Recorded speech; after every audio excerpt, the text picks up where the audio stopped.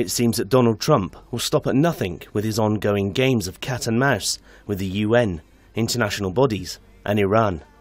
The latest threat by Trump to impose sanctions against Iran comes at a time where Trump is checking for any final tricks up his sleeves prior to the US election. The US Secretary of State, having recently discussed the notion of sanctions on Iran, has toyed with the idea of imposing new UN sanctions, claiming that such imposed rules could be placed on Iran by as early as next week. Playing the same old peace card, Pompeo was quoted as stating that such sanctions were designed to curb the Iranian nation's attempt at legitimately defending itself, and will also play a part in contributing to peace in the region. The UN will take the sanctions that it always does. These will be valid UN Security Council resolutions, and the United States will do what it always does.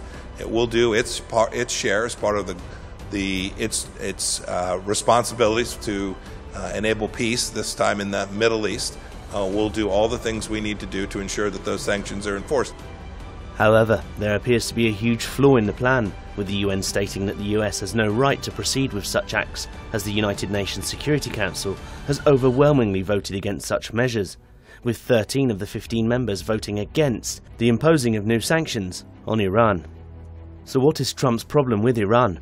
The president has so far shown no incentive nor ability to deal with the country, with the murder of Iranian martyr Lieutenant General Qasem Soleimani proving to be the real deal killer, as well as the fact that Trump pulled out of the JCPOA, a contract that saw Iran trading and complying with international partners in a legitimate and legal manner. Furthermore, the IAEA has repeatedly stated that they're impressed with the Iranian transparency when it comes to the Iranian civilian nuclear program, hence raising the question as to why Trump is intending to scrape the barrel to find any inclination of evidence to pursue some line in slandering Iran. Yet, Trump has proved he's failed on all accounts.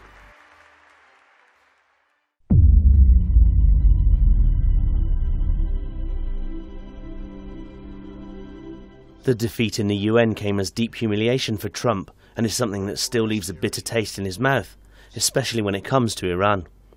Could this hence be why Trump is contemplating the notion of signing an executive order threatening sanctions on anybody that deals arms to Iran? But the most obvious question that can be argued is that under what law can Trump do this? Already the UN has declared the sanctions void when they expire, also eliminating the notion of renewing them through the so-called snapback process. So how would a non-internationally binding executive order affect those wishing to deal with Iran? For one particular analyst, it seems that Trump is trying to send a message to those who voted against his attempts to extend sanctions against Iran in the UN, almost like a last-gasp attempt to throw a fit to maintain a dominant place on the international arena. However, this is clearly proving unpopular with others. To add insult to injury, Trump's also threatened to retaliate with 1,000 times the force should Iran attack any US interests.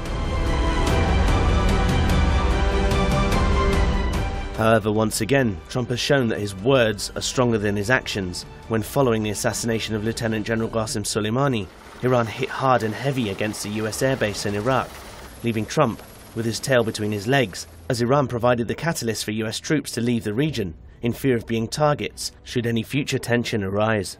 سردار صلح در منطقه بود، نماد مبارزه با تروریسم بود و دولت ترامپ ترور کرد نماد مبارزه با تروریسم و صلح منطقه رو. این ننگ پاک شدنی نیست و ملت ایران هم هرگز این رو فراموش نخواهند کرد و ما امیدوار هستیم که خطای راهبردی جدیدی رو صورت ندن و قطعاً در صورت هر گونه خطای راهبردی مقاومت ایران پاسخ مناسب خودش رو خواهد داشت.